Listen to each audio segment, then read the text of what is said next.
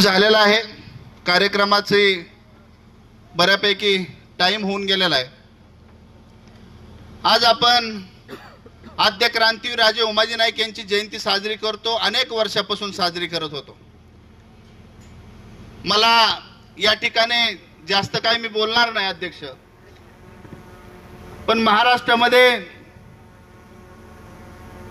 मुख्यमंत्री सन्मान यात्रा ज्यावेळेस काढायचं ठरवलं, मला अनेक लोकांचे फोन आले की नाना महाराष्ट्रामध्ये ओबीसी समाज किंवा मराठा समाज समोरासमोर आहे आणि मराठा समाजाला काही त्या ठिकाणी जेआर निघल्यामुळे ओबीसी समाज नाराज आहे। पण मी त्या ठिकाणी सांगितलं की बा ही जी आहे, मी स्वतः देवाभाऊलाही विचारलेलं आहे की ह्या जेआर मुळे ओबीसी समाजाचं कुठेही ताटातलं कोणी ओढून घेणार नाही, हे खात्रीशीर मला माहिती आहे आणि खात्रीशीर मी ठामपणे या ठिकाणी सांगतो। आणि ही यात्रा करण्या पाठीमागचा उद्देश की रामोशी समाजाला स्वातंत्र्य काळानंतर ह्या समाजाचं या स्वातंत्र्यामध्ये भारतामध्ये आणि भारताच्या ह्या महाराष्ट्रामध्ये अनेक लोकांनी रामोशी बेडर समाजाने बलिदान ह्या देशाकरता ह्या महाराष्ट्राकरता दिलं। 70 लाख समाज महाराष्ट्रामध्ये आहे, पण ह्या महाराष्ट्रामध्ये ह्या गाडण्याचं काम ह्या समाजाला इथून पाठीमागच्या प्रस्थापित लोकांनी केलं। मित्रांनो, खऱ्या अर्थानं 2014ला आपण अनेक आंदोलनं केली आणि अनेक मागण्या आपल्या ज्या मांडल्या होत्या त्या आतापर्यंत 8-9 मागण्या आपल्या पूर्ण झालेल्या आहेत। ही सन्मान यात्रा करण्या पाठीमागचा उद्देश आपला आहे की रामोशी बेडर समाजामध्ये धन दौलत देण्याकरता देवाभाऊला काही नाही, आपल्याकडे काहीच नाही। आपल्याकडे फक्त एक आहे की आपल्याकडे इमानदारी आहे। आपल्याकरता ज्यांनी केलं त्याच्याकरता आपण निदान महाराष्ट्रामध्ये जाऊन आपल्या समाजासमोर मांडून आपण ही सन्मान यात्रा पूर्ण करणार आहे। सन्मान यात्रा का करायची? आद्य क्रांतीवीर राजे उमाजी नाईक आजपर्यंत दरोडेखोरांच्या यादीमध्ये होते, त्यांना महापुरुषांच्या यादीमध्ये घेऊन त्यांची सरकारी जयंती साजरी केली, म्हणून ह्या महाराष्ट्राचे मुख्यमंत्री यांची सन्मान यात्रा आपण या ठिकाणी त्या काढलेल्या आहे। आद्य क्रांतीवीर राजे उमाजी नाईकांचं तिकीट, जे पोस्टाचं तिकीट इंटरनॅशनल देशांमध्ये जातं, अनेक महापुरुषांची तिकीट आहेत, आद्य क्रांतीवीर राजे उमाजी नाईकांचं तिकीट त्या ठिकाणी सरकारने काढलं आणि ती ऑल देशामध्ये आज जगामध्ये त्याचे जाते, म्हणून ही सन्मान यात्रा आपण चालू केलेली आहे। आद्य क्रांतीवीर राजे उमाजी नाईकांचं आर्थिक विकास महामंडळ त्या ठिकाणी देवाभाऊनी त्या ठिकाणी आर्थिक विकास महामंडळ काढलेला आहे। आपल्या समाजाकरता, आपल्या माता भगिनींकरता खूप मोठा त्याचा लाभ होणार आहे, फायदा होणार आहे, म्हणून मुख्यमंत्री सन्मान ही जी यात्रा चालू केलेली आहे। आपण आद्य क्रांतीवीर राजे उमाजी नाईकांच्या नावानं त्या ठिकाणी अनेक योजना, उमाजी नाईकांच्या नावानं आपण त्या ठिकाणी जे अनेक कॉलेज आहेत, आयटीआय कॉलेज आहेत, त्या 5 आयटीआय कॉलेजला या ठिकाणी बहिर्जी नाईक असतील, उमाजी नाईक असतील, अनेक लोकांची नावं त्या ठिकाणी आपल्या सन्मान त्या ठिकाणी करून ह्या देवाभाऊनी त्या ठिकाणी आपली नावं कॉलेजला लागलेली आहेत। कधी आपल्या टपरीला सुद्धा आपल्या महापुरुषांचं नाव लागलं नाही, पण आयटीआय कॉलेजला 5 आयटीआय कॉलेजला आपली नावं लागली। खऱ्या अर्थानं त्या याच्यामुळं आपण देवाभाऊची ही मुख्यमंत्री सन्मान यात्रा आपण चालू केलेली आहे। मित्रांनो, ह्या महामंडळाच्या माध्यमातून आपल्या समाजाला जो फायदा होणार आहे, आपल्या तरुणांना जो फायदा होणार आहे, आपल्या माता भगिनींना जो फायदा होणार आहे, आपण आता पाहिलं की 234व्या जयंती करता मुख्यमंत्री साहेब त्या ठिकाणी देवाभाऊ आलते। त्या याच्यामध्ये आपल्याला पहिलं महामंडळाकरता 1 लाख रुपये आपण त्या ठिकाणी महिलांकरता, पुरुषांकरता त्या ठिकाणी आपण कर्ज देण्यात येत होतं। ते 2 लाखाचं कर्ज आता मिळणार आहे। 1 लाखाचं 2 लाख त्या ठिकाणी केलेलं आहे। 15 लाखाचं कर्ज बिनयाजी आपल्याला मिळणार आहे। 25 लाखापर्यंत आपल्याला कर्ज मिळणार आहे। 50 लाखापर्यंत त्या ठिकाणी कर्ज मिळणार आहे। ही सर्व आपल्याकरता ह्या महाराष्ट्राचे मुख्यमंत्री देवाभाऊने आपल्याकरता केलेलं आहे। म्हणून मी एवढंच या ठिकाणी सांगायकरता आलेलं आहे, माझ्या माता भगिनी आजपर्यंत दुसऱ्याच्या बांधाला जाऊन काम करतात, 200 रुपया करता 300 रुपया करता दिवसभर काम करतात। ह्या माता भगिनींना जर ती 2 लाख रुपये मिळले, 5 लाख रुपये जर मिळले, तर त्या ठिकाणी त्याचा स्वतःचा बिझनेस चालू करू शकते।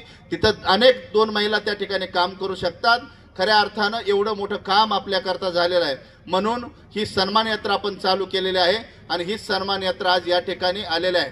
मला या गावामध्ये बऱ्याच काळा म्हणजे अनेक वेळा मी या ठिकाणी आलेलो आहे। माझे मित्र पुष्कराज जगताप या ठिकाणी, त्यांचं गाव या ठिकाणी आहे। आता मी दुपारी फोन केला पण ते या ठिकाणी नाही। म्हणजे मी काही वाईट काळामध्ये म्हणजे मी सांगतो ना की याच्यामध्ये रामोशी समाजामध्ये आपल्याकडे धन दौलत नाही, पण इमानदाराची इमानदारी आणि गद्दारांची गद्दारी आहे। पण पुष्कराज जगताप ही अशी व्यक्ती आहे की माझ्या वाईट काळामध्ये त्या व्यक्तीने अनेक वेळा मला मदत केली, अनेक वेळा मला ज्या ठिकाणी मला अडचणी त्या ठिकाणी माझ्या अडचणीत म्हणजे त्या ठिकाणी येऊन मला त्या ठिकाणी सुटकेचं म्हणजे अनेक घटना त्या ठिकाणी घडलेल्या आहेत। मी या ठिकाणी सांगू इच्छित नाही, कारण भूतकाळामध्ये जर दौलत नाना शितोळे गेला तर बराच कचरा निघणार आहे। त्यामुळं ज्यांनी माझ्याकरता केलं त्यांचं गाव हे आहे, पण मी त्यांना भेटू शकत नाही, ते पुण्याला आहेत, फोन झाला, पण त्यांचं या ठिकाणी मनापासून मी धन्यवाद देतो की आज त्या ठिकाणी आपण मदत केली। मग मी ज्या ठिकाणी आमदारा शेजारी बसू शकत नव्हतो आज त्या ठिकाणी अशा सर्व मित्रांमुळं अशा सर्व नेत्यांमुळं मी त्या ठिकाणी आज मुख्यमंत्री साहेबांच्या शेजारी बसतो, मान सन्मानाने बसतो। त्याला कारण हे सर्व माझे मित्र आहेत।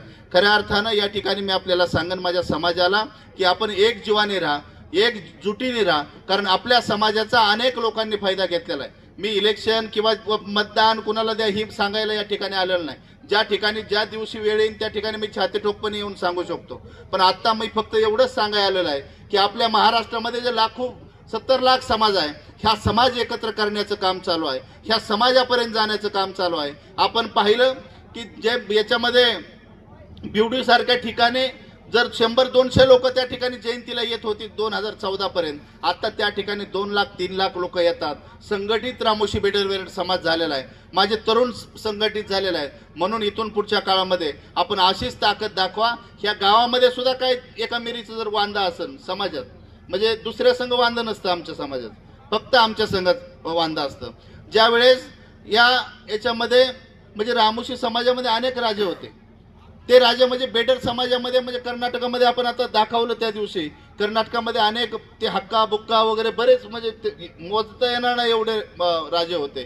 त्या याच्यामध्ये म्हणजे ज्यावेळेस इंग्रज आणि बाकीचे झाले की ही रामोशी बेरड समाज जो आहे ह्यो हरत का नाही, हा भेद का नाही, तर त्या ठिकाणी त्यांनी सांगितलं की ही बेडर जात आहे, त्यामुळे बेडर जात म्हणजे डरत नाही, कुणाला भीत नाही, म्हणून आपण त्या ठिकाणी आपली जातीचं नाव बेडर पडलं। आणि त्या याच्यामुळे त्यांनी ठरवलं की जर ह्या जातीत जर भांडण लावली, ह्या जातीतलेच फितोरी जर आपण वर काढले तर नक्की ही जात हरण। त्या ठिकाणी मग अनेक लोकांचा आपला उमाजी नायकांपासून अनेक इतिहास आहे की त्या ठिकाणी फितोरीमुळे आपल्याला त्या ठिकाणी आपल्या नेत्यांचा आपल्या राजांचा जीव गमावा आपल्याला लागला।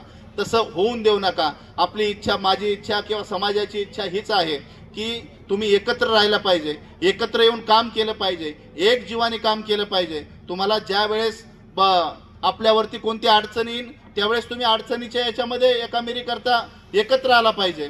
आणि खास करून आपल्या महाराष्ट्रामध्ये आणि पुणे जिल्ह्यामध्ये सर्व ठिकाणी एक हे आहे की जर कोणाचं भांडण झालं की मग लगेच एकाचं हे झालं की लगेच बाकीचे येणार की लगेच त्याला धुणार दुसऱ्याला, पण आता ही करण्याची वेळ नाही आहे। आता याच्यामध्ये एकावरती जर गुन्हा दाखल झाला तर 10 वरती गुन्हा दाखल होतो, म्हणजे हे क्रॉस गुन्हा दाखल होता, अनेक गोष्टी त्या ठिकाणी होतात। आणि म्हणून आपण इथून पुढच्या काळामध्ये आपल्याला शिक्षणाची गरज आहे। आपल्या जी आपली पिढी आता इथून पाठीमागची जी आपली गेलेली आहे, आता जी पिढी आपली येते, आत्ताची जी पिढी आहे यांच्याकरता आपण काम केलं पाहिजे। आणि काम करायला एवढा मोठा चान्स आपल्या महाराष्ट्रामध्ये आहे की या महाराष्ट्राचा आत्ताचा मुख्यमंत्री उद्याचा पंतप्रधान सुद्धा होऊ शकतो। आणि रामोशी समाजाकरता पंतप्रधान जरी देवाभाऊ झाले तरी ते काम करू शकतात, असं या ठिकाणी मी आपल्याला ठामपणे सांगतो। मला या ठिकाणी बोलवलं, माझा सन्मान केला, एवढ्या वेळ माझी वाट पाहत आपण बसला, त्याबद्दल मनापासून धन्यवाद देतो। थांबतो। जय मल्हार, जय उमाजी। येलकोट येलकोट, दौलत नाना आप आगे बढ़ो, दौलत नाना आप आगे बढ़ो, समाज एकजुटीचा। येलकोट येलकोट।